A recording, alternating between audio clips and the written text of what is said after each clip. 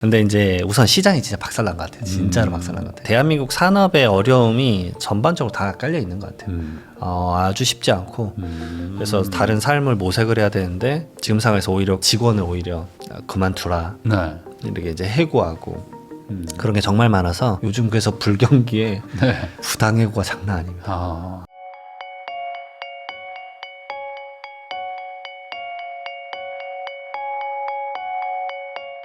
안녕하세요. 부익남TV의 부익남입니다. 오늘은 세무법인 리치 대표 세무사님이시죠. 이장원 세무사님 모시고 최근 부동산 시장과 그리고 세금이 어떻게 작동하게 되는지 이야기 한번 나눠보도록 하겠습니다. 세무사님 안녕하세요. 네, 반갑습니다.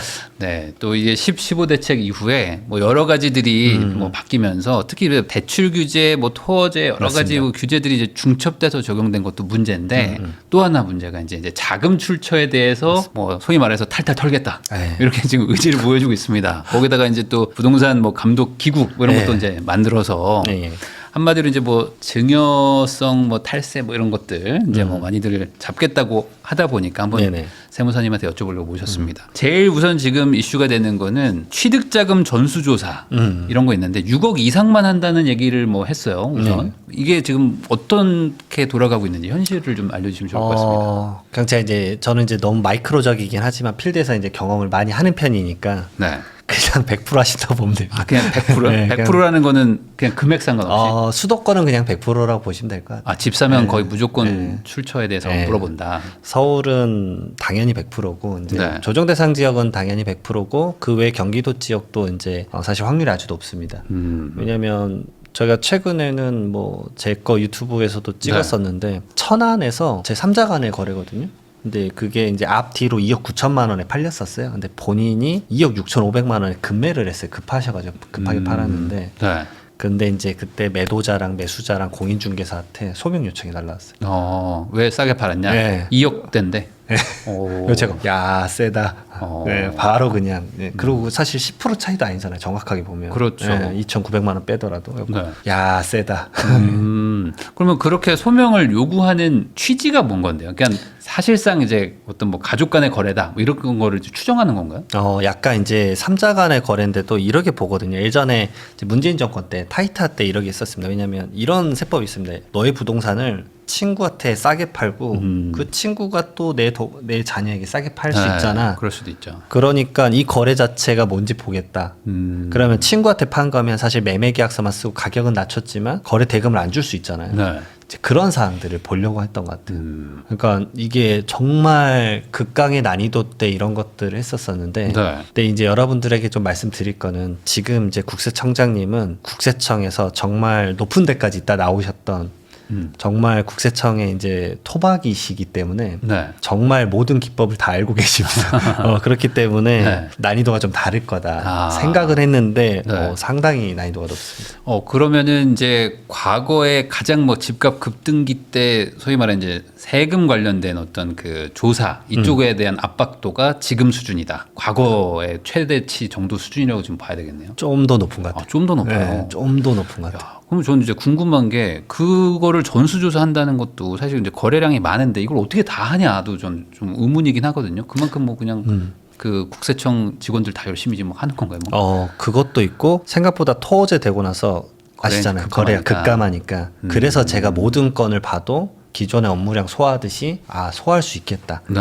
왜냐하면 뭐 기존에 이제 이런 규제가 없었을 때는 서울이 일반적으로 한 달에 10,000건 정도, 뭐 8,000에서 10,000건 정도로 알고 있는데 아시다시피 최근에 토어제 묶이고 나서 거래량이 아주 그렇죠. 줄어들었잖아요. 급감했죠. 뭐 예전에 정말 급감했을 때는 한 달에 막 800건, 900건 이랬던 걸로 기억이 나는데 그러면 오히려 이 정도밖에 안 돼. 라고 해서 다 보는 게 어렵진 않을 것 같다. 네. 그런 생각이 듭니다. 그러면 아까 말씀을 해주셔가지고 그 뭐 한 2억 6,500에 팔았다는 거 그런 거는 그러면 결국에 그냥 뭐 물어는 보지만 소명은 되는 거잖아요. 맞아요. 소명되면 그 다음에 끝입니다. 그냥 말 그대로 명확하면 추가 리액션 없이 딱 끝나요. 네. 근데 이제 태어나서 이제 저는 항상 초대장이라고 부르는데 네. 그런 이제 국가기관에서 초대장을 보내면 그걸 받으면 가슴이 이제 네. 덜컥 내려앉잖아요. 그래서 이거 어떻게 해야 되는 거야? 네. 근데 사실 거기에 이제 이렇게 써져 있거든요. 육하 원칙에 의거해서 쓰라고. 네. 그 표현 자체가 되게 약간 일반적인 분들에게는 이제 압박감이 사람이 네. 뭐 내가 그러면 이제 갑자기 초등학교 때 배웠던 누가 언제 어디서 무엇을 어떻게 왜 써야 되니까 내가 급해서 금매로 제3자한테 팔았다. 네, 그럼 왜 팔았냐? 아, 왜 팔았냐도 얘기를 그죠? 해야 되나? 왜가 있으니까 왜 그러네. 금매를 팔았냐? 아니 급해서 그렇게 안 돼요? 급해서는 안 돼요? 주관적인 건 안 돼요? 예를 들어서 그 자금이 또 어디로 쓰였냐 이걸 증여를 했느냐 아. 그런 트래킹도 갈 수 있기 때문에 네. 상당히 당황스러우실 수 있습니다. 그러면은 지금 그 서울 쪽 뭐 수도권 지금 규제 지역 안쪽에서 일어나는 거래들은 웬만하면 지금 뭔가 좀 의심 어떤 시그널만 보여도 그런 식의 어떤 자금 출처에 대한 그 의문을 이제 국세청에서 표시를 한다는 거네요. 저는 아주 높다고 봅니다. 그래서 사실 이거 관련된 문의 전화가 최근에는 많이 오고 네. 저는 이제 이렇게 생각합니다. 이제 토호제에 묶였기 때문에 거래량이 급감하니까 그 다음에는 사실 문의 전화는 좀 줄어들 거예요. 전체적인 양은. 근데 이제 거의 조사는 100% 넘어가지 않을까 생각하고 있습니다. 그러면 이게 결국에 핵심은 부모한테 돈을 받아가지고 사거나 뭐 부모가 어쨌든 뭐 돌고 돌아서 자녀한테 주거나 뭐 이런 것들을 지금 뭐 소위 말하는 잡아내겠다. 네, 맞습니다. 이런 취지인 거죠. 우선은 첫 번째로 증여 추정은 당연한 거고 네. 그다음에 두 번째로 9월달 대책 나왔을 때도 이제 명확하게 표현을 했었는데 그게 뭐냐면 차용증 형태의 증여도 잡아내겠다. 그러니까 가족 간에는 이제 실제 돈을 빌려주고 이제 이것에 대한 이자 받고 원금 상환하고 해야 되는데 이제 이게 하나의 패턴화 됐거든요. 아니 그냥 차용증 써서 하면 되는 거 아니야? 네. 이제 고객분들도 알고 오세요. 그래서 그렇죠. 제가 말씀드려요. 아니 그 채무 사후 관리 한다. 그러니까 채무 사후 관리가 뭐예요? 그러니까 아니 이거 조사 끝나실 거지 않습니까? 이제 요즘은 이제 3개월에서 6개월 안에 바로 자금 출처 소명을 하니까 그럼 소명 끝나시면 대부분의 분들이 이제 조사 끝났다. 이제 안 갚아도 되겠지? 네. 원금 안 갚아도 되겠지? 이래 생각하시거든요. 근데 그것을 매년 봐요. 그래서 이제 과거 것도 보겠다라고 하고 있거든요. 이제 네. 제가 말씀드리고자 하는 건 거래량이 줄어서 이제 많이 볼 게 없다 그러면 과거 걸 이제 보기 시작합니다. 왜냐면 최근에 제가 성수 1구역에서 22년도에 차용증 한 것을 조사가 지금 최근에 나왔다. 네. 라는 전화도 받은 적이 있었어요. 그래서 아니 이게 나오는 게 맞냐라니까. 예 맞죠. 왜냐면 그때 차용증 쓰시고 나서 이자 변제 소명 한번 하셨었거든요. 23년도인가 하셨다 그랬어요. 그러면 그 다음부터는 이자 갚으셨냐니까 안 갚았는데 어쩔 수 없을 거다. 그러면 그 시점부터는 증여라고 볼 확률이 아주 높아질 거다. 그러니까 이런 것들은 사실은 이제 조사가 한 번 하고 나서 끝난다고 생각하시는데 채무 사후 관리는 사실은 매년 하고 있다. 네. 그래서 이 부분을 조금 꼭 유념하셨으면 좋겠고, 그다음에 세 번째로는 이제 점점 이제 디벨롭 되거든요. 결국은 지금은 은행 대출이 안 되니까 가족 대출로 넘어가고 그 다음에 이제 가족 대출이 방금 차용증이고 하나 더 넘어가요. 사업자 대출. 그러니까 사업자 대출은 대부분 사업에 대한 뭐 운용 자금에 대한 대출이지 않습니까? 뭐 네. 법인의 자금이나 아니면 법인 사업하시는 분들은 법인의 잉여금이 많으면 이거를 이제 내 부동산 사는데 쓰지. 사실 법인을 사유화하시는 경우가 많은데 그 부분도 지금 많이 보고 있어요. 네. 그래서 법인에 대한 회계 처리 제대로 됐느냐 여기까지 좀 넘어가고 있습니다. 그럼 회계 처리라는 거는 뭐 이제 특수관계인 뭐 이러면 4.6% 이자 주는 걸로 맞습니다. 실제 이자를 주면 문제가 없는 거예요? 예, 그렇죠. 법인에게 이제 대표자가 아마 빌릴 건데 네. 대표자가 법인에 또 이자를 줘야죠. 이자를 주면. 예, 그리고 그것에 대해서 빌려줬다 그러면 거기에 대해서 회계 처리를 제대로 해야 되는데 뭐 가지급금 처리해가지고 이제 뭐 슥슥 가린다거나 뭐 이런 얕은 수 쓰시면 이제 걸릴 수 있다라는. 네. 그러면 이제 궁금한 건 걸리면 예를 들어 차용증을 썼어요. 근데 이자를 안 줬어요. 그러면은 이자를 그냥 납부를 하면 되는 건지 너는 이자 납부 안 했으니까 증여야 하고 증여세를 그냥 맞는 건지 궁금합니다. 법인이 그러면 이렇게 볼 수도 있어요. 그 대표자에게 상여한 걸로 볼 수도 있어요. 네. 그러면은 이제 엄청난 근로소득세를 내버리는 거예요. 뭐 한 50%막 되겠죠. 네, 맞습니다. 네. 그러게 될 수도 있고 이제 상황에 따라서 이자 좀 지급 내역이 있으면은 차용 형태로 밀어붙이고 이제 이자를 좀 못 낸 거는 네. 갚겠다라고 해서 이제 그런 것들에 대한 회계 처리 제대로 기입하고. 아니 그러면 이자를 주기로 약속은 이제 다 쓰기는 했는데 차용증도 썼는데 이자를 안 줬으면 사후에 내면 되는 게 아닌 거군요. 오해를 받겠죠. 네, 그럼 그냥 증여 추징으로 해서 그냥 네, 세금 그럴 수도 있죠. 상여로 그냥 상여로 나갈 수도 맞아요. 있어요. 근데 이제 법인세도 내고 개인의 그 말 그대로 소득세도 낼 수도 있기 때문에 네. 그러니까 약간 징벌적이라서 두 개 다 때리거든요. 이제 그런 이슈 생기면 사실 골치 아파집니다. 네. 그러면은 부모님이 이제 뭐 소위 말하는 요즘에 이제 많이 유명해져서 뭐 2억 1,700만 원까지 뭐 이렇게 차용증 쓰고 주면은 가족 간에는 뭐 1,000만 원 이하기 때문에 안 줘도 된다 뭐 이런 얘기들이 있었잖아요. 예. 이것도 지금 잡는 건가요? 저는 이거 절대 하지 말라 그래요. 아, 그래요? 왜냐하면 이게 이미 8월 7일 날 서울시에서 나왔던 보도 자료에 이 네. 케이스를 잡았어요. 자녀가 8억 원짜리 아파트 사는데 부모님한테 2억 빌렸다고 이건 증여할 수 있다라고 해서 조사하라고 네. 국세청에 통보했었던 게 진짜 줄에 적혀 있습니다. 네. 그러니까 저는 항상 말씀드리는 게 2억 원은 사실 이거 은행에만 넣어놔도 요즘 이자 2, 3%는 나올 텐데 이 어떤 합리적 경제인이 이걸 무료로 빌려주냐. 네. 그러면 원금에 대한 것 자체가 징여라고 볼 거다. 그러니까 그런 스트레스를 왜 괜히 만드느냐. 왜냐하면 그것에 대해서 이자 맞네 안 맞네 이렇게 주장을 하시려면 결국 세무서 가서 연차 써고 가가지고 하는데 세법 지식이 없으면 다른 질문 몇 개 있었을 때 이러다가 이제 다른 것으로 파생될 수도 있고 네. 그러면 괜히 또 세무사님 고용해가지고 그 방어하고 비용 들어가잖아요. 그럴 거면 2억 1,700에 대해서 사실상 이자 조금 일부만 하면 되잖아요. 뭐 1%나 2%만 해도 되는 거니까. 아, 이자를 무이자로 하지 말라는 거군요. 네. 원금 상환도 좀 하시고 좀 그런 것들이 당연한 거니까. 왜냐하면 이렇게 말을 하면 이자 상환을 하란 얘기구나라고 생각을 하는 게 아니라 이자를 만들어야 되구나. 그러니까 기존의 마음 자체가 네. 이자를 줄 생각이 없으셨던 네. 거였고 아니 선생님 진짜 이거 빌린 거예요. 빌린 척 하는 게 아니다. 그걸 제발 좀 유념해라라고 많이 말씀을 드려요. 결국은 다 드러나 버리면 본인이 이제 스트레스가 커지니까 그래요. 네. 지금처럼 강도 높을 때는 왜 본인이 굳이 그걸 막 무덤을 파고 있는 건지 그건 하지 말라. 그 얘기 말씀드립니다. 그러니까 이제 사실상 증여처럼 보이는 뭐 이자도 안 주고 원금도 안 갚고 네. 근데 그냥 돈은 빌려줬고 그걸로 막 집 샀고 하면은 이제 그거는 이제 문제가 될 수 있으니까. 그렇죠. 그러니까 대응할 세무조사관님도 다 그걸 추징하고 싶어 하지는 않아요. 야, 업무가 이렇게 하달됐으니까 하는 건데 아니 그분 입장을 생각해 보면 그분도 이제 위에 이제 과장님이나 네, 뭐 잡아와라고 했는데 뭔가를 제출해서 이 사람 아닌 것 같아요. 말을 해야 되는데 아무것도 없으면 야 아무것도 없는데 그거 어떡하냐고 때려야지. 뭐 이렇게 되잖아요. 합리적으로 좀 이제 실무적인 얘기가 그러게 되니까. 예. 그러면 이제 원금을 갚으면 또 문제는 없는 거예요? 네, 그 원금을 정도는? 갚으면 또 이제 그것에 대해서는 좀 봐줄 수 있는데 근데 원금이 너무 높으면 이제 이자 차익 좀 볼 수도 있는 거고 네. 그때는 이자율 좀 조정을 해야 될 것 같고 그러니까 결국에 막혔다기보다는 너무 심하게 증여잖아 이거는 뭐 이런 것들을 지금 잡아내고 있다. 그렇죠. 그리고 이제 그리고 이제 고가 아파트 산다 그랬을 때는 결국은 이제 그 사람의 경제적 능력을 가장 먼저 본다. 이건 네. 항상 제가 강의할 때마다 말씀드리는 건데 뭐 항상 케이스가 그런 거잖아요. 뭐 50억짜리 아파트 사는데 아파트 40억 빌렸다. 네. 근데 이 사람이 30대 초반이에요. 월급 받아봤자 300만 원. 그러면 이제 변제 능력이 안 되잖아요. 솔직히. 예. 거기 왜냐면 40억에 법정 이자 4.6% 하면 1년에 이자만 막 1억 5천 넘어가는데 당신 월급 300만 원 받아서 이거 어떻게 갚냐.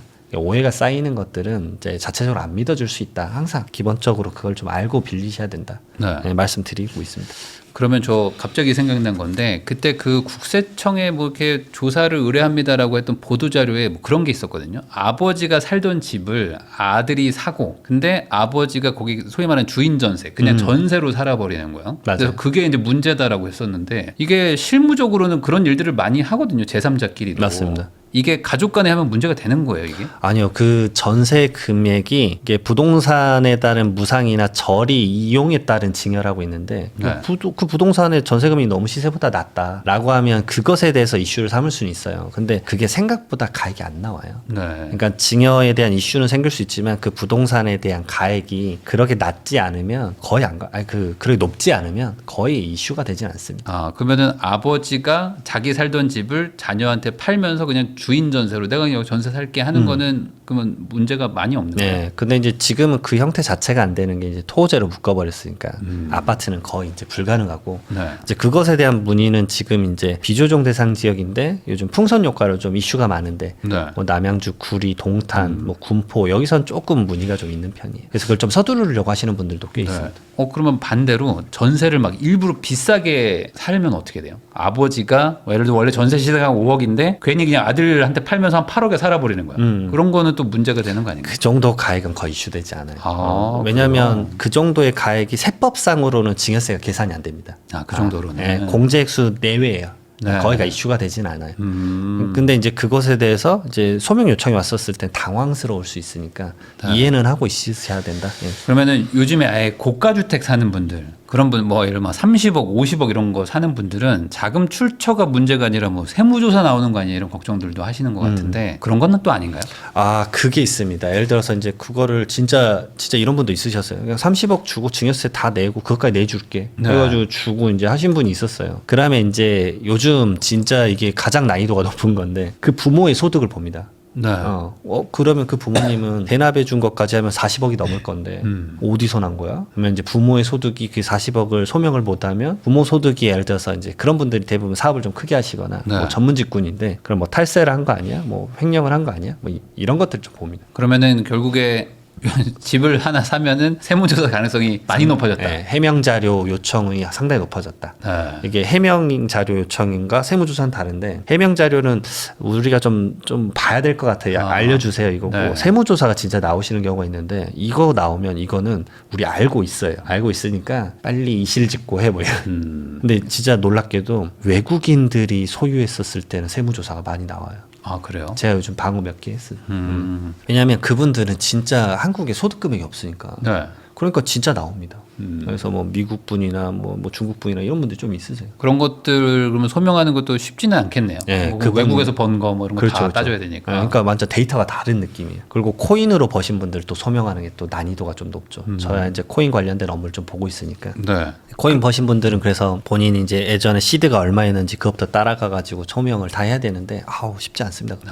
그러면은 소명 못하면 이제 어디서 증여받은 걸로 간주하고 그냥 네, 맞아요. 증여세를 그럴 수도 맞는 있어요. 거죠. 네. 근데 결국은 이제 그 시드가 어디서 났느냐 이런 것들 계좌로 좀 파악되는 경우가 결국 있어가지고 네. 거기에 대해서 이제 추징 받을 수밖에 없을 수도 있고요. 그러면은 이런 얘기하면 좀 약간 공포스러운 느낌이 드니까 어느 정도 이제 시청자분들한테 얘기는 좀 해주셔야 될 것 같아요. 그러니까 일반적인 거래를 하시는 분들 입장에서는 뭐 걱정할 수준은 아닌 건가요? 아, 맞죠. 자기의 소득이 명확한 거는 거의 1차 소명에서 끝나. 근데 1차 소명에서 웬만하면은 다 넘어가는데 네, 그렇죠. 뭔가 이상하면 네, 그렇죠. 결국 이제 본인 소득에 비해서나 뭐 그 가액에 이제 틈이 일부 나면 봐주거든요. 네. 이걸 100% 소명할 수는 없어요. 그냥 일부 금액이 비더라도 뭐 그냥 본인 소득이 있었거나 뭐 용돈 받은 게 있었겠지 이래 네. 넘어갈 수 있는데 근데 그 가액이 너무 크다. 뭐 대부분 이거 얘기를 뭐 이제 가액의 20%랑 2억 중에 작은 금액만큼 넘어가면 뭐 안 된다 뭐 이런 게 있는데 내부 지침은 점점 더 엄격해질 수는 있겠죠. 네.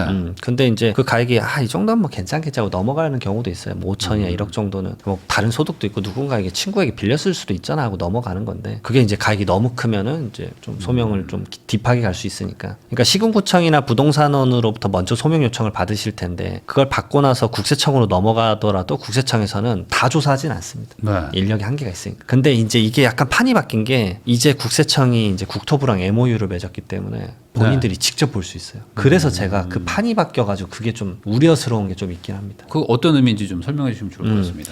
1차적으로 원래 이제 부동산 주택 취득자금 소명은 시군구청이랑 이제 부동산원에서 먼저 왔었거든요. 네. 그래서 거기서 이제 1차 필터를 한 다음에 이제 이거는 증여 이슈가 있는 것 같다. 라고 하면 이걸 세무서로 이제 이관을 시켰거든요. 네. 유관기관에 통보를 해주는 거죠. 그러니까 그런 이상한 거래들이 한 70%에서 80%가 다 세금이에요. 그러니까 7, 80%는 다 국세청으로 갔었거든요. 네. 그다음에 나머지 뭐 대출 이상하거나 그러면 뭐 금감원이나 다른 데로 갔었는데 근데 이제 국세청이 원래 이제 이 자체가 대부분 국세청 업무다라는 걸 인지를 되어 있고 데이터도 막 7, 80%가 사실 증여 의심에 따른 이제 국세청 업무니까 네. 국토부랑 MOU를 맺어서 이제는 그 기관이 연결돼 있어요. 전산망이. 그래서 국세청에서 그냥 클릭해서 볼 수가 있어요. 바로 봐버려요. 네. 그러니까 이 시군구청이랑 부동산은 실거래가에 따른 이제 이슈를 보는 거고 말 그대로 부동산 실거래법을 보는 거고 거기서 이상하면 국세청을 넘겼었는데 국세청이 그냥 우리가 직접 볼게요. 굳이 왔다 갔다 하지 말자. 그냥 알아서 내가 볼게. 네, 알아서 필터할게. 그러면은 잠깐만 이건 좀 달라질 수 있겠다. 네. 기존에 놓치던 게 많이 보일 수도 있고 기존에 봤던 것들 중에 별거 아닌 것들은 빨리 필터할 수도 있고 그 기준이 아직은 정립화되진 않았다. 예전 같았으면은 국세청에 넘어간 거를 가지고 판단했는데 맞습니다. 지금은 굳이 넘기지 않아도 다 알아서 보니까 네. 예전에는 예를 들어 담당자가 그냥 이건 넘어가자 했던 거에서도 나올 수도 있겠네요. 맞습니다. 관점이 다를 수 있으니까 네. 완전 다르거든요, 사실 시각이. 그렇지만 뭐 일반적인 거래에서 네, 일반적인 위험한 거래. 거는 네. 없지만 괜히 소명을 하라는 그런 빈도가 좀 늘어나긴 했다. 죄송합니다. 저 너무 공포감을 드린 것 같아요. 아, 이거 근데 괜찮아요. 왜냐면 일반제 이게 거리는. 국세청에서 뭐 오면 막 진짜 미치겠어요. 막 안내문 좀 그만 좀 보내라고 맨날. 저도 가슴이 덜컥덜컥 내려앉아요. 국세청 딱 찍히면 뭐야, 내가 뭐 잘못했지 막 이러고. 그러니까요. 그냥 국세청은 좀 뭘 안 보내주면 좋겠는데. 자, 요번에 하나 또 바뀐 거라고 해야 되나? 뭐 자금 조달 계획서 뭐 양식도 좀 바뀌었다고도 하고. 맞아요. 거기서 뭐 더 디테일하게 보겠다 뭐 이런 얘기도 있어가지고. 우선은 사업자 대출 항목 생겼고 그 네. 외에 이제 해외 대출 항목 생겼고 네. 그래서 이제 대출에 대한 사항을 더 쪼개서 적어라. 그러면 저 여기서 뭐 극단적인 궁금함일 수도 있는데 가짜로 적으면 어떻게 되는 거예요?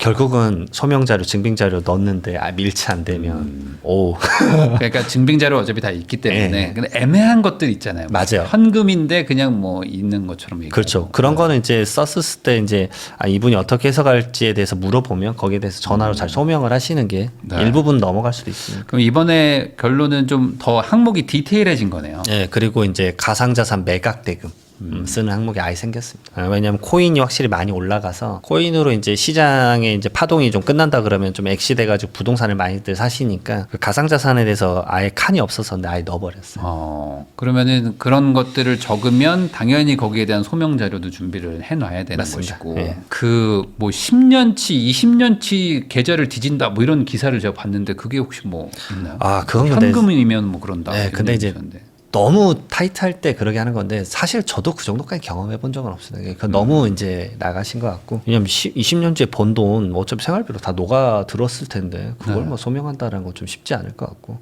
근데 이제 너무 큰 거래가 이제 부모님하고 연계돼 있으면 사실 많은 분들이 이제 증여세는 10년이다라고 생각을 하고 있는데 네. 사실 10년이 아니라 15년 그 다음에 안날로부터 1년도 있거든요. 그러니까 20년, 30년 지나도 사실 추징할 수는 있는데 거기까지는 이제 이런 상황 때 좀 봐요. 가끔 이제 고객들 중에 이제 흥분해가지고 이제 싸우려고 하시는 분들 있거든요. 네. 그럼 이제 공권력이 뭔지를 이제 경험하시는 거죠. 그럴 수도 있다. 뭐 우스갯소리를 이제 말씀드립니다. 그러니까 괜히 뭐 싸워서 좋을 건 없죠. 아유, 전혀. 전혀 네. 싸우면 안 되시고. 항상 그러면 그러잖아요. 흥분하면 이 사람 뭐 있구나라고 의심사거든요. 그래서 네. 그러면은 진짜 마음 먹고 뒤지면 뭐 10년, 20년 전 것도 다 추징할 수 있는 근거는 있는 거고. 네, 근거는 있는데 그 조사관님들도 거기까지 업무를 할 시간이 없으니까 네. 그 전 단계에서 웬만하면 끝내죠. 이번에 또 부동산 감독원 뭐 이런 것들이 지금 생긴다고 하면서 이제 기구를 만들어서 추진하겠다라고 하는데 이게 결국에 생기면은 세금을 어쨌든 중점적으로 보려고 만드는 거겠죠? 아무래도. 네, 저는 이제 부동산 탈세 신고 센터가 이제 설치된다고 하는데 네. 저는 개인적으로 요거는 조금 이거 좀 이제 자제해 주셨으면 좋지 않을까. 왜요? 네. 이게? 이제 그거잖아요. 사촌이 땅을 사면 배가 아프다 그러는데 이제 네. 사촌이 땅을 사면 이제 신고를 할 것 같아가지고. 뭐 이게, 누가 집 사면은 네, 네. 약간 이제 뭐 어떤 느낌이냐면 예전에 막 오가작 통제라고 그러나요? 네. 막 이제 5집 중에 한 집이 도망가면 신고하고 막 이게 왜냐면 그 사람의 감정이 그러면 탈세 신고를 하는 경우를 전 몇 번 봤어요. 일부러. 네, 그래서 탈세 신고에 따라서 억울하게 세무조사가 일어났고 거기에 대한 이제 소명에 대한 방어를 한 적이 몇 번 있었거든요. 제가. 네. 근데 결국은 이제 탈세 제보가 들어가면 어쩔 수 없이 조사가 일어날 건데, 그러면 너무 그 사람에게 정신적 스트레스가 클 것 같다. 그런 생각이 들어서. 근데 탈세 제보라는 게 그냥 제3자가 그냥 얘 탈세한 것 같아요라고 신고해도 되는 거예요? 그러면 거의 다 무시 당하긴 하죠. 네. 근데 이제 결국은 이제 일반적인 상거래에서는 뭐 현금 영수증을 안 끊고 현금만 받았다거나 이러면 이제 신고의 거리가 되니까. 네, 증거가 있어야 돼요. 네, 증거가 어느 정도 있기는 해야 돼요. 근데 이제 뭐 정황상 맞춰가지고 어떤 것을 뭐 신고를 하게 되면 근데 잠깐만 이거 맞을 수도 있겠는데 이제 이게 어디까지 볼진 모르겠지만 당연히 이제 증빙을 좀 살펴보고 할 예를 것 들어 내 같긴 친구가 아버지한테 증여받아가지고 샀다고 술자리에서 얘기했다. 끔찍합니다. 증언을 했다. 네. 그래서 내가 녹음했다. 이러면은 퀘스천이 그런 것도 되는 거죠. 가능한 거예요? 그러면 이제 물건지 봤더니 진짜 샀어. 그러면 저희가 이제 안 좋은 거 말한 것 같은데. 네. 그러면 이게 탈세 신고센터에 신고를 하면은 뭐 예를 들어 뭐 포상금이나 뭐 이런 거 있어요. 탈세 포상금도 있어요. 그런 것도 있고. 네. 이거 너무 무서운 얘기를 해요.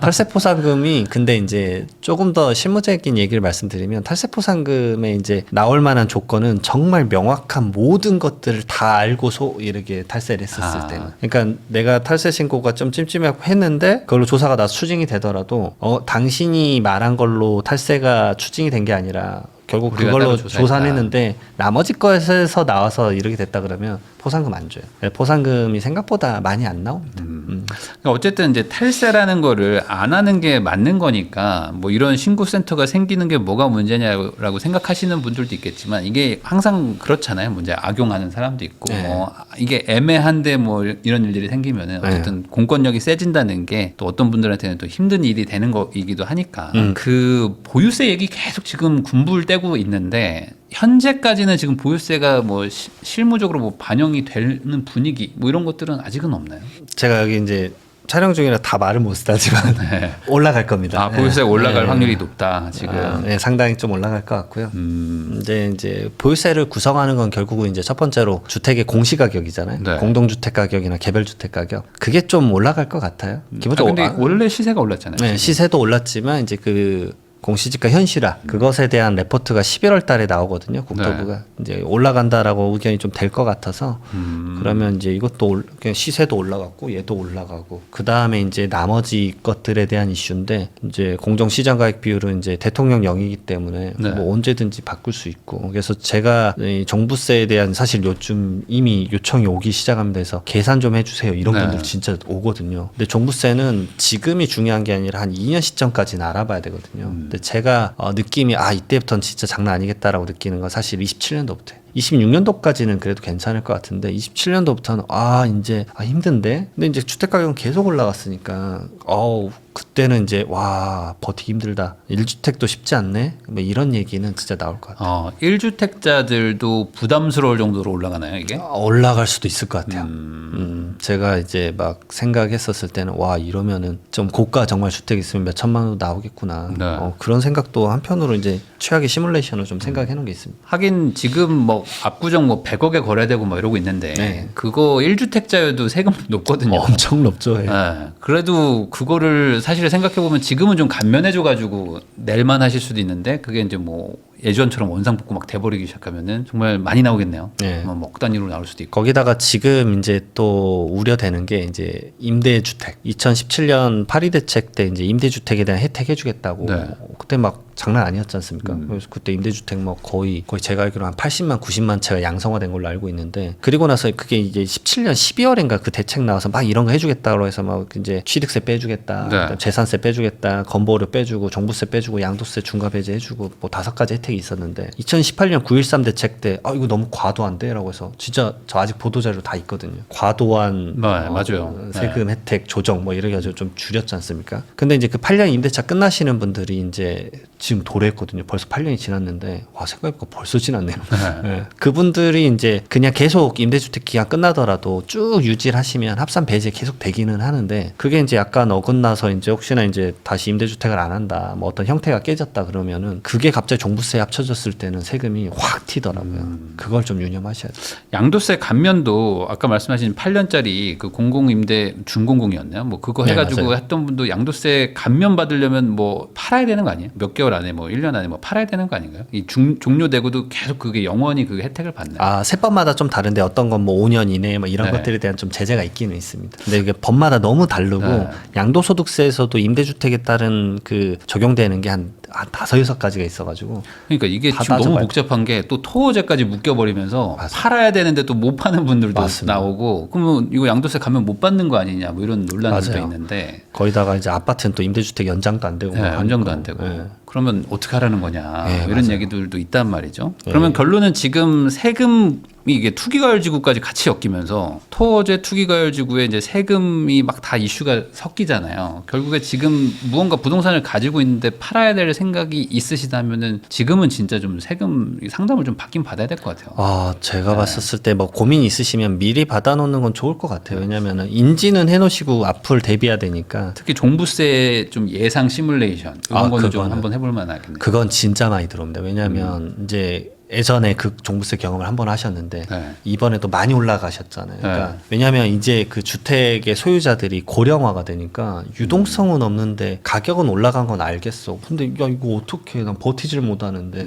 그래서 진짜 진심으로 이제 팔아야 되는데 이게 이제 여기까지 꽉꽉 차버리니까 네. 이게 자녀한테 증여를 해줘야 되는데 자녀는 이제 증여세가 예전에는 막 2, 3억이었지만 지금 막 8억, 10억 하니까 이거 어떡해요? 막 이런 질문이 진짜 많아요. 그러다 보니까 이제 다주택이신 분들은 종부세 무서워서 이제 좀 증여라도 해야겠다라고 생각하실 수도 있는데 증여를 하려고 해도 지금 이제 투기과열지구의 조정대상 지역까지 많이 묶여가지고 이게 또 증여하기 또 어려워졌다고. 와 장난 아닙니다. 왜냐하면 지금 한 분도 제가 이제 컨설팅 해드리고 있는데 이제 조정 대상 지역 내 다주택자, 이제 네. 증여자 주는 사람 부모가 뭐 주택이 2개 이상이다. 2개 있다. 근데 이제 주려고 하는 게 조정 대상 지역이고 이게 이제 공동주택 가격이나 개별주택 가격이 3억 원 넘어간다. 그러면 자녀가 취득세를 3배를 더 내야 돼요.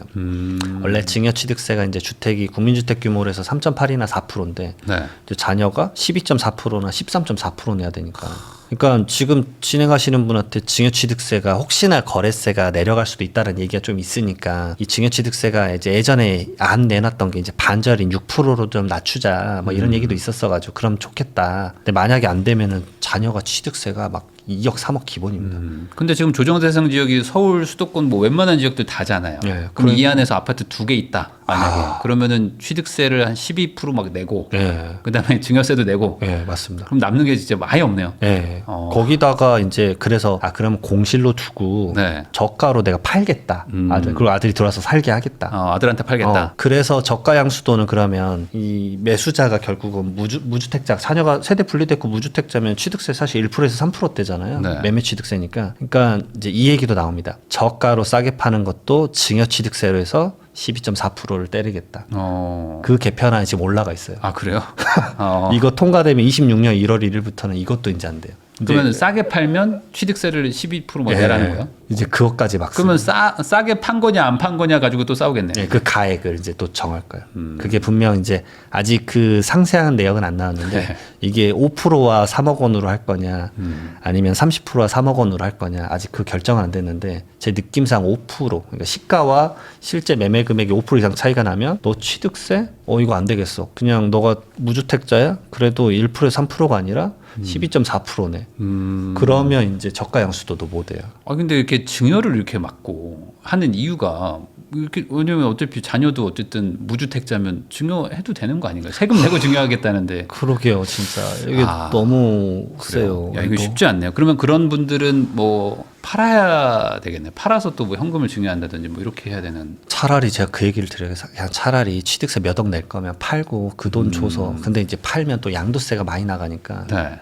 온전히 그 금액이 안 가니까 자녀가 그걸 그러면 사야 되는데 또 대출은 안 나오고 네, 대출도 안 되고. 근데 이 2주택자니까 또 이제 종부세 만약 올라가면 또 이제 골치 아파지는 네. 상황이니까. 그래서 사실 이제 그겁니다. 못 버티면 이 지역 나가가 되는 것 같아요. 근데 여기 또 세입자가 있으면 또 토호제니까 팔지도 못하고 네, 못 팔아요. 골치 아파지네요. 네, 그러니까 다 막혀 있어서 네. 요즘 상담의 약간 모든 결론의 귀결은 안 되겠는데요. 버티셔야겠는데 네. 뭐 이런 건가요? 방법이 계속 방법이 없다. 네. 야, 그러니까 이렇게까지 지금 이게 너무 복잡한 그 세법과 이런 규제가 지금 중첩되다 보니까 이런 식으로 이제 막 다 꼬여 있네요. 네, 저도 지금 이제 어떤 연구를 하고 있는데 문재인 정권에 있었던 모든 것에 응축된 버전 한 번에 이번에 한 거라고 보시면 돼요. 그러니까 난이도가 상극입니다. 상당히 많이 상당히 어려워졌다. 올라섰습니다. 그래서 꼭 세금 계산 좀 해보시기를 좀 바라겠습니다. 두꺼비 세무사 채널 운영하고 계시죠? 이장원 세무사님하고 이야기 나누고 있습니다. 그 요즘에 이제 그 실물 경제 너무 안 좋다. 특히 뭐 자영업들도 안 좋다. 뭐 이런 얘기들 나오고 있는데 아무래도 이제 세무사 일을 하시니까 그런 어떤 자영업자들 뭐 전문직들 이런 분들의 어떤 매출 감소 이런 것들도 좀 많이 느껴질 것 같은데 뭐 실제 체감하시는 건 뭐 어때요? 이걸 이제 보신 혹시나 세무사님들 거의 공감하실 텐데 네. 물론 이제 엄청 잘 나가는 업체만 하실 수도 있겠죠. 네. 근데 이제 우선 시장이 진짜 박살난 것 같아요. 진짜로 박살난 것 같아요. 이게 이제 자영업자든 뭐 사실 전문직도 자영업자니까 네. 뭐 다 마찬가지인 것 같아요. 대한민국 산업의 어려움이 전반적으로 다 깔려 있는 것 같아요. 아주 쉽지 않고 중간 결산을 당연히 저는 해서 드리니까 업체들한테 근데 보면은 이제 작년보다 더 번 사람이 한 업체 두 업체 막 이런 느낌. 아 그래요? 진짜 별로 없어요. 그래서 다른 삶을 모색을 해야 되는데 지금 상황에서 오히려 직원을 오히려 그만두라 네. 이렇게 이제 해고하고 그런 게 정말 많아서 그래서 이제 저는 이제 같은 사무실에 노무사님이 계신데 네. 노무사님이 저희 미팅룸을 진짜 많이 써요. 왜냐 부당해고가 시도 때도 없이 들어와요. 상담에. 그래요? 요즘 그래서 불경기에 네. 부당해고가 장난 아닙니다. 와 장난 아니구나. 그 다음에 두 번째로는 이제 저희 그 업체 대표님들도 하는데 파산 신청, 회생 네. 신청 진짜 많이 물어봅니다. 대표님 저 업은 그만두는 건 당연한데 회생 파산 이런 거 누구 잘하시는 뭐 법무사님이나 변호사님 있냐. 네. 그래서 저 아는 분 알려드리고 그런 경우도 많아요. 그 전문직들은 그래도 좀 돈을 번다라는 얘기도 듣는데 그것도 또 아닌가 보죠. 이것도 케바케인가요? 완전 케바케예요. 사실 뭐 저희 업종도 마찬가지지만 이제 그 일반적인 기장 업무를 하시는 분들은 기장 업무에 대해서 뭐 대형 업체들이 시장에 들어왔기 때문에 네. 많은 부분 좀 이제 시장을 뺏기는 경우도 있고 그 다음에 이제 사실 매년 배출이 되잖아요. 이제 매년 이제 네. 새로운 뭐 세무사님들이 나오고 하니까 경쟁이 점점 더 치열해지고 파이 나눠 먹기도 엄청 세지고 뭐 저는 어떤 변호사님한테 그 얘기도 들었어요. 그러니까 이제 좀 친한 분인데 저한테 이제 뭐 이제 편하게 얘기를 하는데 장호나 서초는 이제 이미 이혼 상담 무료인데도 넘쳐나. 그래요? 이혼 무료로 해주겠다는 사람도 있어. 우선 자기 필모를 쌓아야 되니까. 네. 일이 아예 안 들어오니까 무료로 해서 우선은 필모를 얘기를 해결을 좀 하고 그리고 좀 해결을 하면 사실 감사 비용도 좀 받을 수도 있고 하니까 그런 식으로 하는 사람도 있다 해갖고 네. 또 너무 충격을 받은 거예요. 그래도 변호사님들이면 열심히 할 텐데. 그리고 이제 의사분들 얘기 많이 하시는데 의료 파업에 영향이 있었는지 그 24년도에 의사분들 개업이 엄청나게 늘었어요. 그러니까 이제 야 이럴 거면 그냥 개업하자 해가지고 진짜 의료 그렇겠죠. 종사자가 확 늘었거든요. 네. 그러니까 통계적으로 봤었을 때는 뭐 마치 호황시장인 것 같아서 늘어난 게 아니라 먹거리 찾아 나선 거예요. 사실 의사분들도. 근데 이제 딱 나서 보니까 현실이 이제 경쟁이 엄청나게 더 치열해진 거죠. 요즘은 그래서 이제 여기 병원이 의료법 위반했다 막 서로 신고하고 이것도 많다고 들었어요. 와, 쉽지 않구나. 그러니까 전문직들도 쉽지 않으면 당연히 뭐 일반 뭐 음식점 하시거나 자영업 하시는 분들도 뭐 더 힘드실 수도 있을 것 같은데 특히 이제 음식점 하시는 분들이 요즘 좀 되게 힘들어 한다고 제가 들었거든요. 실제로 식당에도 사람들이 거의 없어요. 없어요. 네. 우선은 제가 봤을 때 송년회랑 신년회도 마찬가지인데 네. 제 업체 사장님도 마찬가지인데 이쯤 되면 이제 송년회 예약이 많이 그러니까 들어온대요. 해야 되는데. 네. 없대요.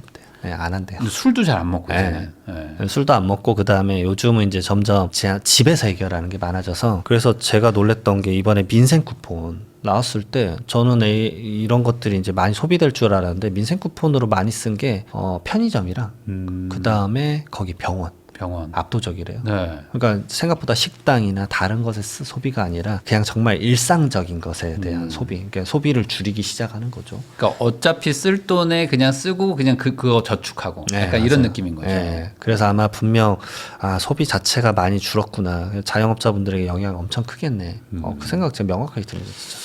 그러면은 아까 말씀하신 것처럼 그 요즘에 이제 자영업자 너무 안 되니까 이제 음식점들 폐업해서 지금 철거 업체는 엄청 호황이다 이런 맞아요. 얘기가 있는데 그것처럼 지금 사람들을 막 그 해고하고 있다 보니까 노무사분들은 요즘 또 호황인 거네요. 네, 어찌 그쪽 보면. 이슈는 진짜 호황이야. 부당해고 쪽은 장난 아니고 제가 봤었을 때 이제 사업하시는 분도 어려워서 했을 것 같은데 그때 이제 그 해고하는 과정 자체가 와일드했던 것 같아요. 내가 봤을 때 뭔가 이제 이 교감이 좀 있으면 왜냐하면 제가 보니까 노무 쪽은 진짜 감정인 것 같아요. 네. 감정이 조금 억울해지면 제일 감정적인 부분일 수밖에 없어. 근데 이제 사실상 그런 식으로 이제 만약에 해고를 하면 네. 결국 고용노동부에 이제 조정이 되더라고요 보면은 그러면은 결국 이제 근로자 편이 대부분 돼버리기 때문에 그래 너무 이제 쉽게 생각하지 않으셔야 된다고 하고 말씀드리고 그다음에 최근에 제가 이제 제 채널에서 그냥 그 노무사님이 좀 팁을 줘서 영상을 한번 찍었는데 네.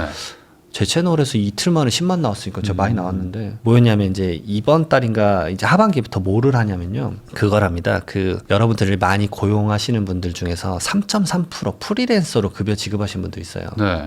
그러니까 이 표현 자체가 뭔 말인지 이해가 안 가실 수도 있는데 이 사람한테 종속된 근로자로 일을 하는데 이 사람한테 급여를 주는데 그렇게 주면 4대 보험을 다 떼잖아요. 네. 그러니까 사업주도 부담, 근로자도 부담. 그러니까 둘이 얘기를 해가지고 야 우리 프리랜서로 계약을 맺자. 그러면 3.3%의 원천징수만 떼고 나머지를 안 떼도 되거든요. 네. 이거를 당연하게 생각해서 하세요. 근데 이제 이거를 국세청에서도 보겠다 그랬어요.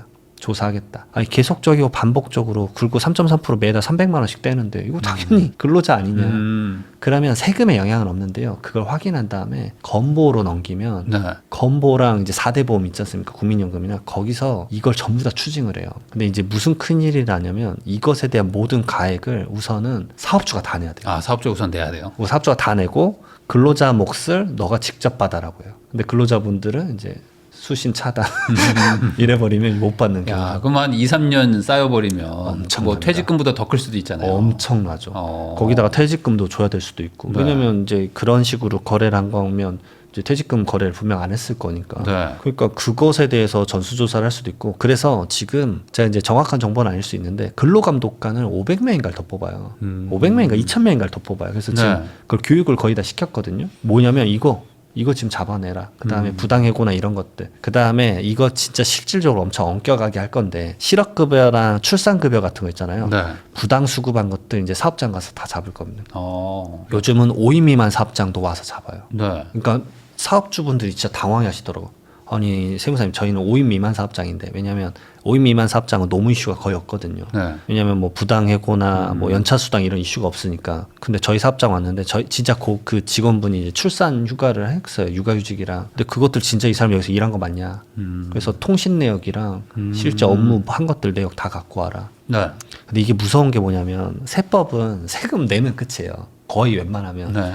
근데 노동 관련된 거는 이분들이 수사권이 있어요. 그리고 이게 형법적 제재를 받거든요. 네. 그러니까 이제 대표가 이제 빨간 줄이 그예요. 아, 그래요? 그러면 자기가 예를 들어서 관내 사업을 한다거나 어떤 걸 할 때 안 박탈되거나 되겠죠. 요건이 안 돼 버리거나 그럴 수 있습니다. 그렇기 때문에 점점 이제 엄격해지는 거죠. 야. 그래서 요즘 어쩔 수 없이 1인 사업자가 늘어나고 있습니다. 진짜. 와, 나 이러면 이제 진짜 못 뽑아. 네. 안 뽑아. 진짜 외주 맡길 거 딱 외주 맡기고 나 그냥 혼자 할래. 근데 이렇게 사업체 형태 변형이 진짜 급도적으로 일어나고 있거든요. 그러니까 대기업이나 정말 알짜인 중견기업만 살아남고 나머지는 다 1인 기업이에요. 네. 거의 다 1인 기업이 또 고령화돼 있다? 와, 그러면 자영업 운영 쉽지 않을 겁니다. 그러니까 이게 사업이 잘 되고 뭐 매출이 잘 나오고 그러면야 뭐 직원들한테도 뭐 다 쓸 수 있지만은 이제 항상 힘들 때 맞아요. 어쩔 수 없이 이제 인건비를 줄여야겠다는 생각을 하게 되는데 그럴 때 이제 말씀하셨던 분쟁 생기고 그러면은 이제 과거 것까지 다 맞습니다. 네, 다 나온다는 거죠. 예, 그때 이제 나는 당연히 다른 사업자님들도 이렇게 처리하니까 나도 이렇게 처리하지. 아까 말씀드렸던 것 중에 업종이 이제 대표적인 게 그 노무사님 말씀 주셨는데 음식점. 왜냐하면 외국인 노동자나 이런 사람들한테 급여 뗀다 그러면 막 질세 가는 경우도 많거든요. 그 다음에 뭐 헬스 트레이너, 그 다음에 뭐 이렇게 네일샵, 뭐 이런 것들 있었어요. 요가. 뭐 이런 데들은 대부분 이제 사실 거의 종속된 형태지만 하나의 이제 사업 형태처럼 그렇죠. 예, 프리랜서처럼 할 것 같은데요. 예, 네네. 그럼 거의 다 프리랜서거든요. 근데 막상 그 사람들이 뭐 이제 최근에 이제 노무사님 말씀해 주신 건데 사실상 그 헬스 트레이너는 거의 직원이더라고요. 왜냐면 시간 딱 되면은 전단지 뿌리로 딱 하고 네, 그러겠죠. 청소 뭐, 딱딱딱딱 아무래도. 하고 그러니까 이거 애매하다. 그런 이슈들이 많더라고요. 그러면 거꾸로 그냥 원천징수만 하고 그냥 프리랜서 계약하고 싶다고 해도 지금은 이제 무조건 다 사대보험 들어줘야 되겠네요. 괜히 안 했다가 골치 아프겠네요. 너무 종속적인 형태로 한다 그러면. 근데 이제 진짜 이 사람하고 나하고는 딱 이제 업무만 딱 맡겼고 거기에 대해서 계약서 맺고 진행한다, 도급 계약한다 그러면 그거는 괜찮습니다. 그래요? 예. 저 그냥 갑자기 지금 약간 너무 상담이 됐는데 그런 분들도 있더라고요. 그러니까 뭐 회사에 출근하면 사실상 그건 직원이다. 뭐 이런 얘기도 있었고. 근데 또 그렇지만은 않은 게 이제 여기서 그냥 출근 시간이나 이 퇴근 시간에 얽매이지 않게 사실 네. 같은 공간에서 빠른 효율을 내기 위해서 일을 했다 그러면 또 그건 또 봐주는 것 같아요. 제가 다음에 노무사님 한번 추천드리겠습니다. 저랑 같이 책 쓰신 분인데. 아니 저희 뭐 부동산 채널이긴 하지만 이게 또 자영업 하시는 분들이 참 이 뭐랄까 고용이랑 이런 거 가지고 서로 참 힘들어하시는 분들도 있고. 엄청 많습니다. 네, 반대로 또 이제 그 취업하셨다가 또 해고당해가지고 힘들어하시는 분들도 있는데 결론은 지금 이게 전반적으로 지금 불황이다 보니까 맞아요. 이렇게 더 많아지는 것 같기도 하고. 뭐 사실 네. 그래서 건설업 쪽이 요즘 완전 최악이지 않습니까? 네. 뭐 부동산 얘기로 연결된 게 건설업 쪽이니까. 네. 그래서 건설업 쪽 노무 이슈가 그래서 진짜 많아요. 저도 이제 그러니까요. 부동산 대학원을 다녔지만 네. 와 그쪽 이슈는 정말 원우님들이 전화가 많이 옵니다. 그럼 진짜 폐업하고 싶겠어요. 뭐 지금 네. 상황도 안 좋은데 뭐 이래저래 막 또 엎친 데 네. 덮친 것 막 같은 마이너스 분위기니까. 심하고 자금 묶인 거 많고 이제 미쳐버리려고 하는 경우도 많습니다. 그러면은 이런 상황에서 결국에는 또 어디 회사를 잘 다니는 분들, 뭐 소위 말하는 뭐 반도체 회사 이런 데들은 뭐 상여금 엄청 받지만 부럽죠. 그런 데가 아닌 곳이 사실 더 많고 지금 뭐 적자 나는 대기업들도 막 있다고 하니 이런 데서 또 나오게 되는 분들도 있잖아요. 그런 분들은 또 자영업 아니면 또 갈 데도 없는 것 같고. 맞아요. 세무사님 보시기에는 그 은퇴하고 자영업 하시는 분들이 가장 어찌 보면 제일 뭐 많은데 이쪽은 좀 권하지 않으시는 편인가요?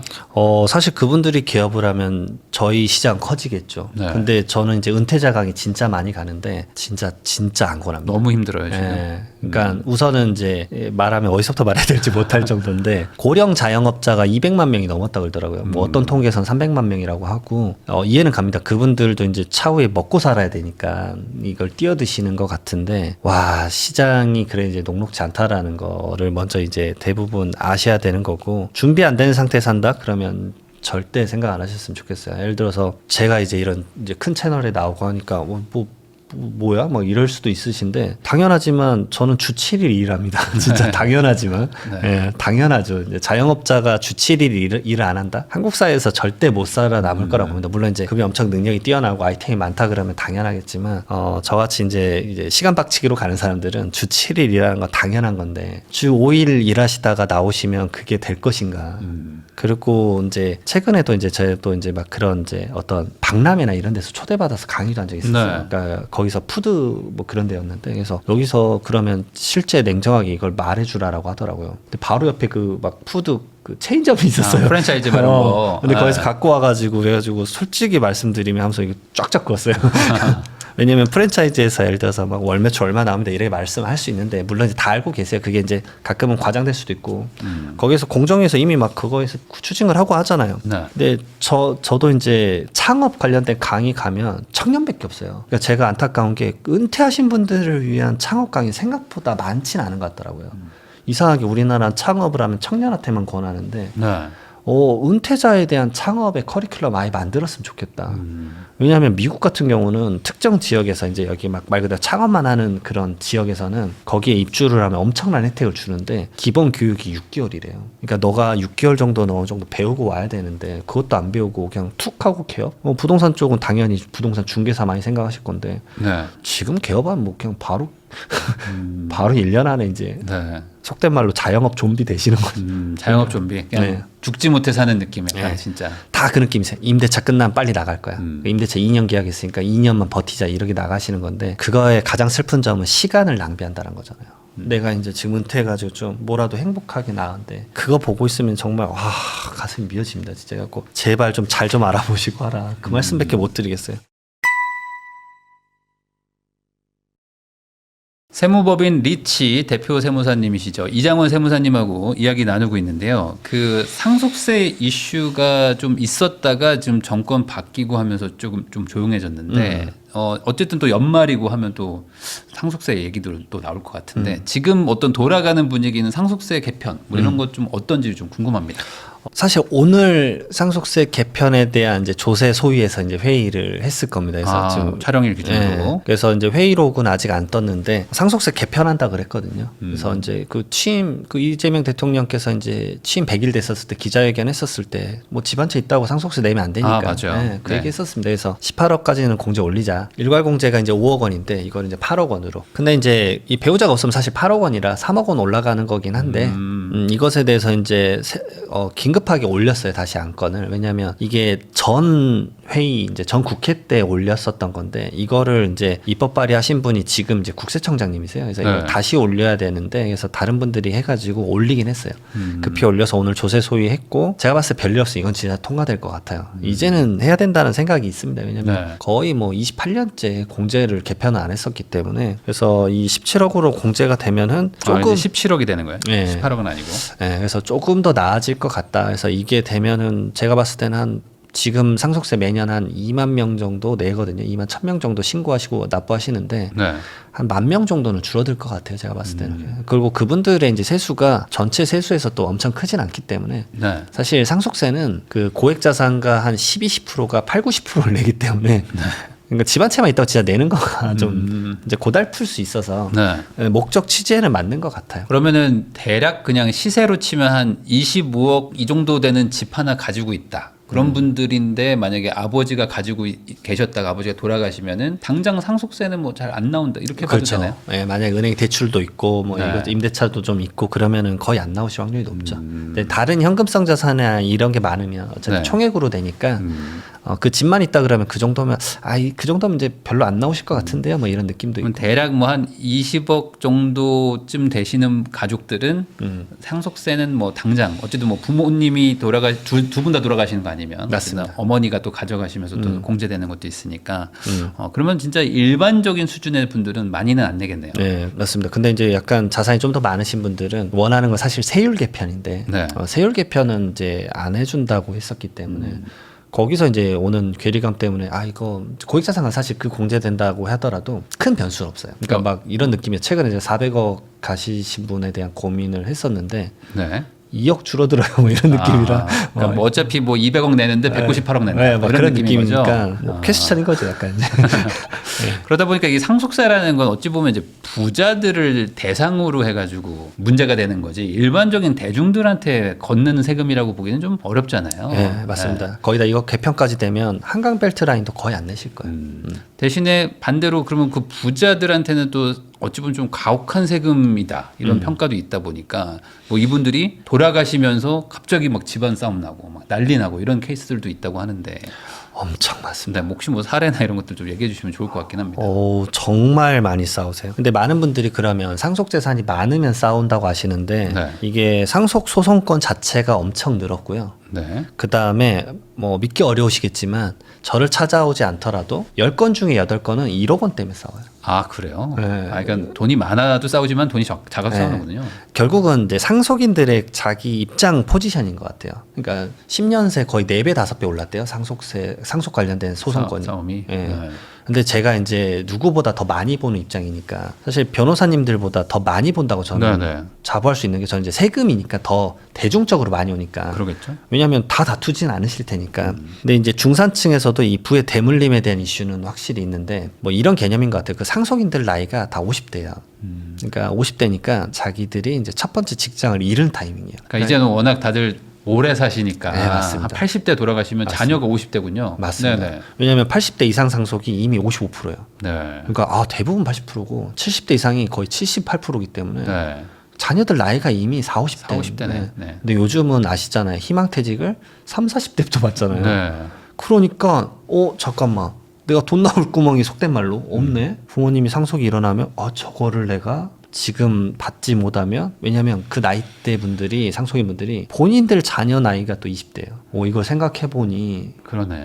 나는 벌이 넘는데 얘 대학 보내야 되는데 뭐 해야 되는데 그러면 이제 고민되네. 이거 네. 어떡하지? 그래서 더 민감해지시더라고요. 그리고 이제 아직까지도 그게 있어요. 장자 많이 줘야지. 네. 그러면 진짜 집안 진짜 개판 납니다. 진짜. 이거 근데 가족들 그러니까 특히 형제들이 이게 다 경제적으로 윤택하지 않은 경우도 있고. 맞습니다. 그러면 이제 또 누구 하나 몰아준다고 하면 그때부터는 사실상 이제 뭐 남보다 더 심하다고. 네. 그러니까 화기애애한데도 많아요. 해서 좀 넉넉하면 막내 좀 힘드니까 막내 좀 가져가라. 너가 어머님 모셨잖아. 네. 아유 이러면 따뜻한데 이제 가끔은 진짜 이런 집안도 있어. 완전 극과 극인데 그 장남이 부모님 모시지도 않았어요. 어머님을 모시지도 않았는데 당연하게 다 자기 거라고 생각하시더라고요. 네. 딸이 4분 막 5분인데 뭔 소리지? 막 이런 퀘스천이고 어머님은 당연히 장난 거지 막 이런 얘기를 해요. 그러면 이제 이 집안 이제 어떻게 될지 이제 막 파노라마가 저한테 보이거든요. 사실은. 그래서 이거 쉽지 않겠는데요. 막 그런 얘기 드리고. 그러면은 그렇게 돌아가시면서 재산 분배 때문에도 많이 싸우는 것도 있겠지만 돌아가시기 전 그러니까 이제 살아계신 분들도 상속은 또 고민이거든요. 맞습니다. 왜냐면 이제 아까 말씀하신 것처럼 세율은 지금 50% 여전히 뭐 있으니까 뭐 대충 한 100억 정도 있는 분들은 한 3, 40억 이상 막 내야 되는 구조인 거잖아요. 네. 뭐 200억 있으면 한 100억 내는 거고. 예. 그러면 이런 자산을 가지고 있는 분들도 걱정이 많아가지고 상담 많이 할 것 같아요. 엄청 많이 해요. 그리고 이제 당연하지만 이제 부모님 재산을 이제 말하는 게 터부시 돼 있어서 말씀 못 하는 경우도 많은데 저는 그건 아니라고 봐요. 왜냐하면 그 세금을 결국은 이제 상속인 분들, 자녀분들이 내야 되는데 네. 그걸 낼 여력이 어느 정도 되는지에 대해서 상속인들끼리 얘기를 나눠야 돼요. 그러니까 오빠 돈 많이 버니까 오빠가 좀 많이 내. 이거는 싸우자는 얘기거든요. 네. 근데 대부분 대한민국 상속은 부동산 기반이에요. 결국 주택이랑 막 빌딩 이런 건데 네. 그거 받았을 때 결국은 세금은 유동성으로 빨리 빠져나가야 되는데 그러면 그 부모님이 소중하게 그 키워놨던 부동산을 헐값에 팔고 있는 본인들을 보면 또 이제 무너져요. 네. 그리고 어렸을 때부터 나 평생 여기 살았는데 이걸 세금 낸다고 팔아야 돼? 네. 그러면 이제 속된 말로 이제 막 우세요, 진짜로. 현타 온다고. 네. 네. 그런 거는 그런 거를 미연에 방지하려면 뭐 상속이 일어나면 어차피 세금은 고정된 거 아니야 이를 생각하시는 경우가 많은데 생각보다 그렇지 않아요. 조금이라도 일찍 오면 하다못해 제가 그런 얘기도 해요. 지금 이제 부모님 와병 중이다. 네. 내년 초라고 얘기하는데 어떡하냐. 빨리 오세요. 빨리 오십시오. 왜냐면 뭐라도 봐서 제 도움 드릴 뻔했으면 말씀드리겠다. 그게 조금이라도 영향이 있어서 제 상담비보단 분명 절세가 될 거다. 네. 진짜 그래 말씀드리거든요. 미리 세팅하는 것하고 아닌 거는 천지 차이라고 하더라고요. 네, 진짜 특히 이제 있습니다. 돌아가시는 날 바로 상속세가 그 발생하는 기준이 되는 맞습니다. 거죠. 예. 그러니까 그때 그 전에 세팅 안 해놓으면 그냥 다 예, 맞습니다. 받는 거예요. 하다못해 2주 전에 오신 분도 있어요. 그래서 제가 내 상담료보다 무조건 빼드리겠다. 절세를 해주겠다 해서 뭐 뭐라도. 절세. 예, 뭐라도 진짜로. 그러니까 급하게 막 뭐라도 좀 도움 드린 적이 있었어요. 근데 그거는 이제 진짜 이제 돌아가시기 직전의 상황이신 분들이라면 반대로 지금 뭐 한 50대, 뭐 60대, 뭐 이 정도 되신 분들 이런 분들은 이제 내가 죽을 때 되면 이제 여기 내 재산 한 반은 애들 줘야 되는데 그러면 이거 너무 좀 심한 거 아니냐 해가지고 요즘 뭐 부자들이 뭐 이민 간다 이런 얘기들도 있잖아요. 생각보다 요즘 저는 이제 미국은 이제 그 대통령분이 좀 이제 힘들게 만들잖아요. 다른 이민 정책이나 이런 것들을. 그래서 지금 많이 문의 있는 거 사실 두바이 진짜 두바이로? 많아요. 예, 네. 두바이 문의 꽤 많아요. 그래서 오히려 저는 그쪽 공부 많이 하고 있습니다. 거기는 이제 거의 뭐 텍스가 프리하니까 네. 예, 그런 부분 때문에 많이 관심들을 가져 하시더라고요. 그리고 생각보다 이제 갔다 오신 대표님도 있는데 살기 생각보다 좋던데요. 뭐 여름엔 물론 이제 떼약볕이라 너무 덥다고는 하시는데 아니 나머지 계절은 살만하다. 네.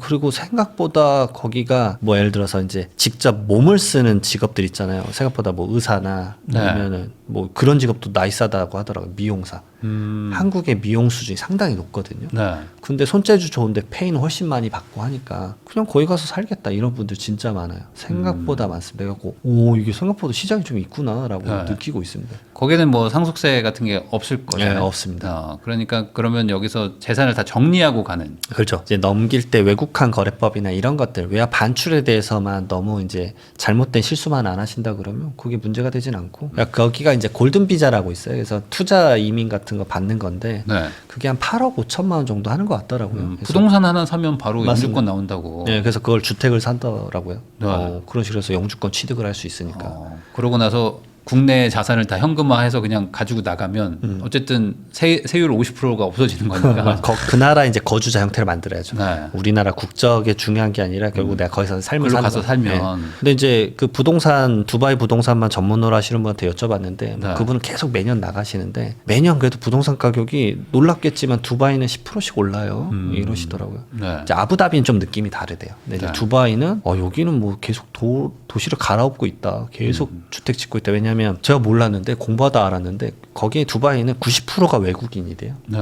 다른 나라 국적 사람들이고 네, 네. 10%가 원주민이라 그러더라고요. 전 세계의 모든 자금을 빨아들이고 있다라는 느낌이 맞다 그러더라고요. 그래서 이거 공부해야 되겠다 여기 그런 생각하고 있습니다. 아마 이민도 더 많이 오면 뭐 당연히 부동산 수요도 또 늘어날 테니까 네. 뭐 그런 것들까지 고려하면은 마냥 나쁜 건 아니다. 네, 맞습니다. 그럼 결과적으로 이게 글로벌한 경쟁일 수도 있잖아요. 그 부자도 유치하는 개념이잖아요. 기업 유치처럼. 맞습니다. 그렇게 지금 다 좀 세금도 깎아주고 하는 기조가 있지 않습니까? 맞습니다. 다른 나라들도 상속세. 예를 들어서 최근에 이슈가 되고 있는 게 유럽이지 않습니까?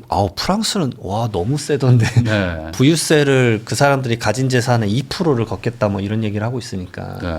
거기서 뭐 실질적으로 뭐 200조를 걷겠다고 했는데 뭐 현실화되면은 사실상 한 1,600명한테 상위 부자한테 걷으면은 한 50조 걷더라고요. 그러니까 거기가 그 루이비통 그 회장 있는 데지 않습니까? 네네. 진짜 이민 가실 생각하실 것 같은데 망명할 것 같은데 거기 느낌이. 그러면은 이제 엄청나게 많은 이제 자본 이탈이 생길 것 같아요. 네. 그래서 그런 것들이 유럽도 고민하고 있으니까 왜냐하면 복지기금이 막 3분의 1씩 나가잖아요. 근데 대한민국도 이제 복지기금에 대한 이슈가 되고 있고 건보료가 올해가 내년부터 마이너스 된다고 전 얘기를 들었거든요. 네. 야 그럼 대한민국도 진짜 남 얘기가 아니네. 이런 생각도 많이 하고 있으면서 상속을 다루니까 미리미리 자녀분들 상속 받으신 분들이 그 다음에 나 죽으면 얼마 나와요? 이거 다 물어보시거든요. 그러니까 예를 들어서 상속을 받았는데 잠깐만 나도 재산 얼마 있는데 그럼 세무사님 저 죽으면 얼마입니까? 이 정도 나와요.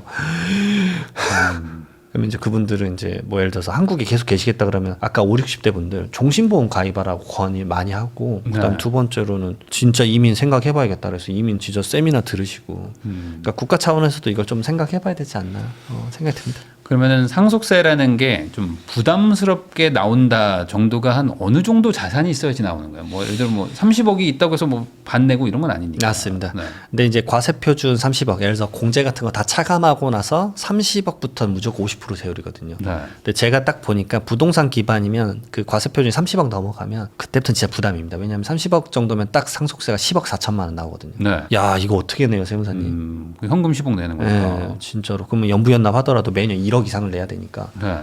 그러면 이제 상속 좀비 되는 겁니다. 이제 그 상속세를 매년 1억에다가 그 가산금이 3.1%까지 하면 사실상 매년 1억 3천 정도씩 내야 되는데 그러면 그 맞벌이 부부 2명이서 진짜 그때부터 바로 학원비를 다 줄입니다. 그리고 10년간 세금을 내야 돼요. 네, 10년간 네. 박아야 돼. 그러면 이제 미치는 거죠. 안 그러면 이제 집을 팔아야 되는데 그러면 집을 팔면 이제 좀 슬픈 얘기지만 다시 거기 진입 못할 거다 너는. 그러겠죠. 예, 왜냐면 이것저것 차 떼고 포 때문에 20억 남는데 다시 진입하려면 너가 갖고 있던 10억을 또 그걸 사야 되는데 쉽지 않을 건데요. 뭐 이런 얘기를 할 수밖에 없죠. 그러면은 과세 표준 30억이라는 거는 뭐 대충 그냥 시세로 치면은 한 뭐 4, 50억 정도. 50억 네. 자산가들은 네. 부담되는 수준이 되는 예, 거군요. 그렇죠. 근데 이제 주택 가격이 기존에 비해서 껑충 뛰어버렸으니까 사실 강남에 계신 분들도 많이들 놀라세요. 아니 네. 이거 1억 5천에 샀는데 이게 50억이라고. 왜냐면 이제 그 당시에 막 공무원분들이 막 네. 미분양 아파트 사고 막 그러셔서 그냥 쭉 지내신 분들 많잖아요.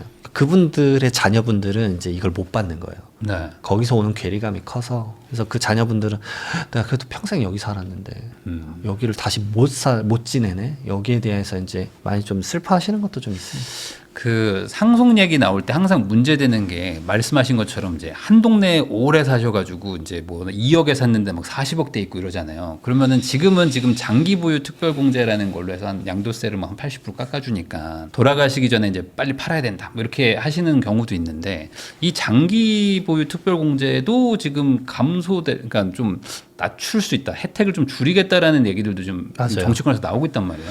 근데 지금 보유세는 높이면 거래세는 낮춰야 되잖아요. 네. 근데 이거까지 낮추는 건 좀 이제 심하지 않을까. 물론 이제 이게 압도적으로 많은 혜택을 준다라고 볼 수 있는데 사실 이것의 목적은 혜택이 아니라 거주 이전의 자유입니다. 헌법에. 네. 왜냐하면 내가 예를 들어서 가격이 올라간 건 시장이 이제 올린 건 맞지만 40억이 돼서 팔았는데 세금을 예를 들어서 일반 세율이면 이 정도 차익이면 진짜 10억은 낼 거예요. 실효세율 25%는 나올 테니까. 네. 그러면 다시 10억을 내고 30억 가지고 일반 세율로 다른데 이제 30억짜리 들어가는 건데 그러면 내가 원하던 똑같은 형태의 거주 이전을 못 하는 거잖아요. 네. 근데 이제 1세대 1주택에 보유랑 거주 80% 받아서 그 정도 되면 세금이 한 1억 정도 나올 거거든요. 1, 네. 2억. 그러면 이 정도면 좀 이전하는데 좀 원활할 건데 그것을 막는 게 맞을 것인가?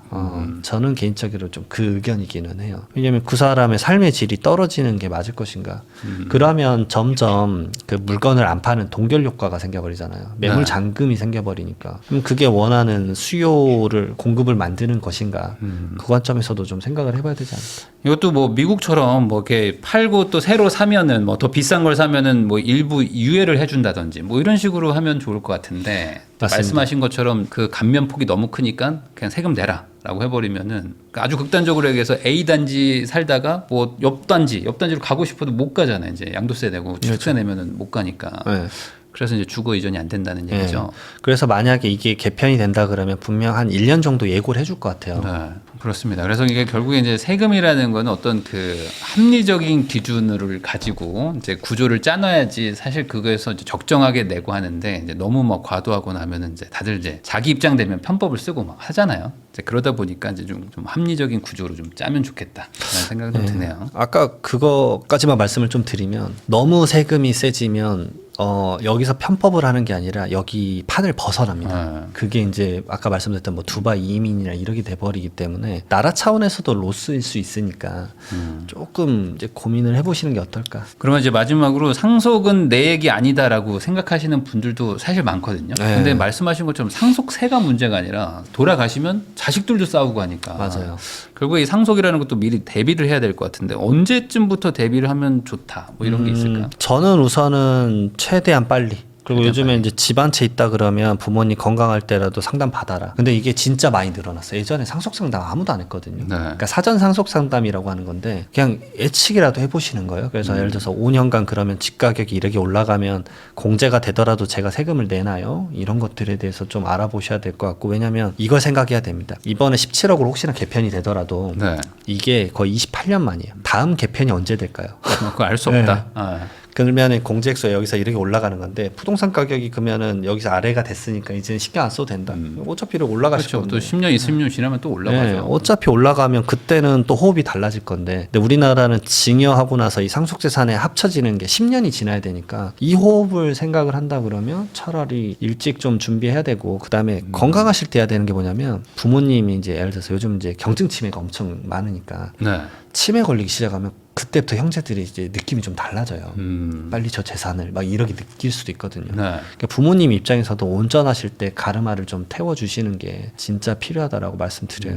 그러니까 빠를수록 좋습니다. 네. 그러면 이제 일부 증여할 것들도 좀 하시고 해가지고 좀 세금을 뭐 탈세가 아니라 절세를 하는 거는 뭐 언제든 빠를수록 좋다. 이렇게 얘기해 주신 것 같습니다. 지금까지 이장원 세무사님 모시고 최근 부동산 시장에서 또 세금이 어떻게 작동하는지, 그리고 이제 상속, 뭐 전문직들의 어떤 지금 뭐 자영업자들의 힘듦 이런 얘기들도 나눠봤는데요. 그만큼 좀 시장이 많이 힘들고 또 지금 고통을 좀 같이 또 겪고 있는 상황인 것 같은데 또 좋아질 때가 있겠죠. 맞습니다. 그때까지 또 잘 버티시고 또 이제 미리미리 또 세금 절세 잘 하시기를 바라는 마음으로 저도 이제 영상을 좀 찍어봤고요. 세무사님하고도 또 인사 나누도록 하겠습니다. 오늘 나오셔서 감사드립니다. 네, 고맙습니다.